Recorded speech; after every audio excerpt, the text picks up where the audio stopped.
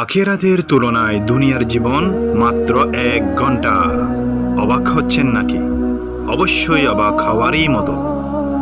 আমরা মনে করি আমরা এখানে অনেক বছর ধরে আছি আর অনেক বছর ধরেই থাকব, কিন্তু আখিরাতের তুলনায় দুনিয়ার জীবন মাত্র 1 ঘন্টা।